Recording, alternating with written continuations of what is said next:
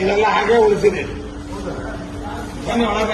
ರಾಘವೇಂದ್ರ ಸ್ವಾಮಿಗಳವರು ವಾಸ ಮಾಡಿದಂತಹ ಮನೆ ರಾಯಗಳಲ್ಲಿ ಎರಡನೇ ಸಂಯುಕ್ತ ಸ್ಥಳವಾದಂತಹ ಶ್ರೀಕೃಷ್ಣ ವರಾಹದೇವರ ಸನ್ನಿಧಾನದಲ್ಲಿ ಇವತ್ತು ನಾವು ದರ್ಶನಕ್ಕೆ ಬಂದಿದ್ದೇವೆ.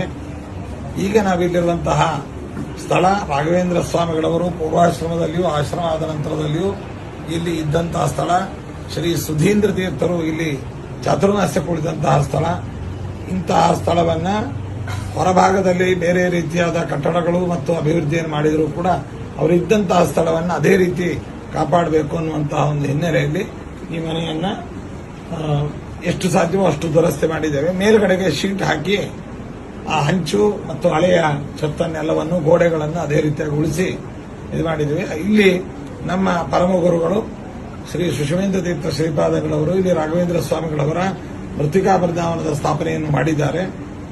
ಬದಿಯಲ್ಲಿ ನಾವು ಆಶ್ರಮಕ್ಕೆ ಬಂದ ಮೇಲೆ ಕೆಲವು ಅಭಿವೃದ್ಧಿ ಕಾರ್ಯಗಳನ್ನು ಎತ್ತಿಕೊಂಡು ಫ್ಲೋರಿಂಗ್ ಆಗ್ಬೋದು, ಮುಂಭಾಗದ ಶೆಡ್ ಆಗ್ಬೋದು, ಅಡಿಗೆ ಮನೆ ಆಗ್ಬೋದು, ಇದೆಲ್ಲವೂ ಕೂಡ ರಾಘವೇಂದ್ರ ಸ್ವಾಮಿಗಳವರು ನಮ್ಮಿಂದ ಸೇವೆ ತೆಗೆದುಕೊಂಡಿದ್ದಾರೆ. ಇನ್ನೂ ಏನು ಸಾಧ್ಯವೋ ಪ್ರಾಚೀನತೆಯನ್ನು ಉಳಿಸ್ತಾ ಇದರ ಅಭಿವೃದ್ಧಿಯನ್ನು ಮಾಡಲು ನಾವು ಸಿದ್ಧರಾಗಿದ್ದೇವೆ.